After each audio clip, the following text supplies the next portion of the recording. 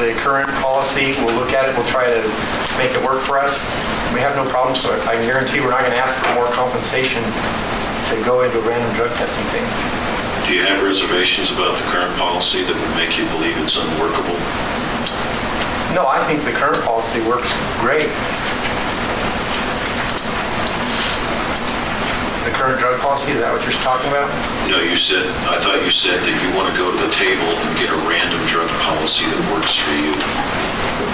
So you'd want to modify the current random drug policy in collective bargaining? I'm not here to bargain over the radio or anything like that. All I'm just asking is that you bring it to the table where it's supposed to be by statute. I respect what you're saying. I understand what you're saying. I think the policy needs to go into effect immediately. But I think we can also accomplish that through negotiations with firefighters. I don't know about the immediately part. That's my concern, is that time gap. Some of these negotiations, how long have they gone on in the past, Heather? Before you've had a signed contract? It depends on what we have to negotiate. I don't anticipate this negotiations going on. What, last year it took us a month or less, Brian? I think it took maybe 3 weeks. We met once to set the ground rules, then we had a week of discussions, then Phil took care of the problem. I think we were wrapped up pretty quickly. And I really anticipate that to be the case this time. I don't know that there are any pressing or major issues outside of... Let me intervene here, because I've been, mercifully, I don't have to go into collective bargaining anymore. I mean, it's tough. It is tough. These guys are skilled negotiators. I have a good friend that was involved in it. She said after a while, you just want to be out of it. And I'm glad that we've got, some fresh folks that can go in there. But having been involved in it, I can tell you that these words in here have been so carefully crafted. Page 3, they shall be subject to the city's substance abuse policy. That's in the contract. Page 12.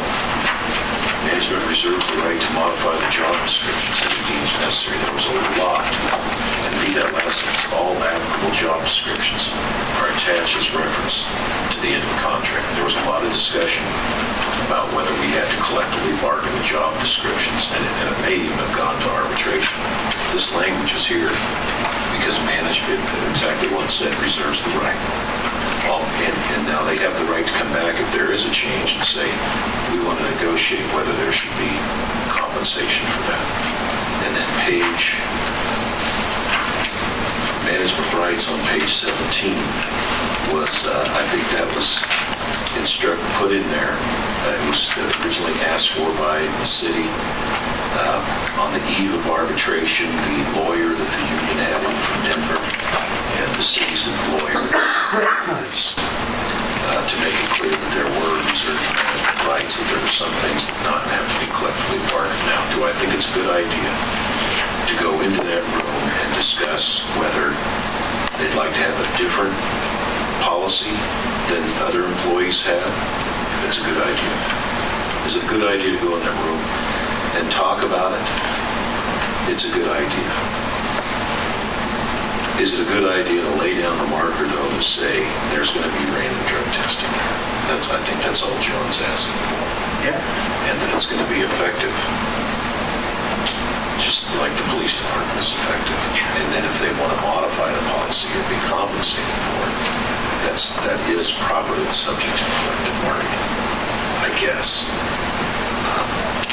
Mr. Mayor. Council.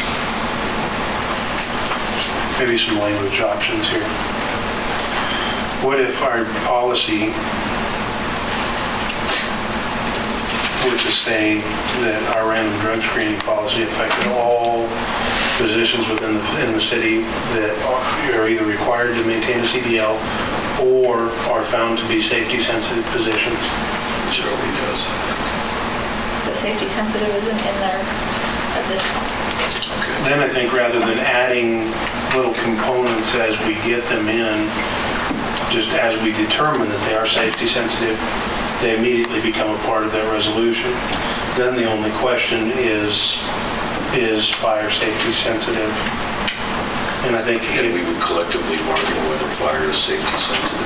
I don't. I think my problem is I understand exactly what you're saying. Yeah. And I understand exactly what I'm being told on the other side as far as the position's concerned and what George voiced. And I guess I'm trying to find a reasonable medium to work this thing out. I don't disagree with what you're saying, that's the problem. I don't disagree with what George is saying. I don't know the definitive answer with regard to that. I do know that the other four IAFF unions in the state, they've gone under random through negotiations. But, you know, the language is pretty clear. You have the right to do it.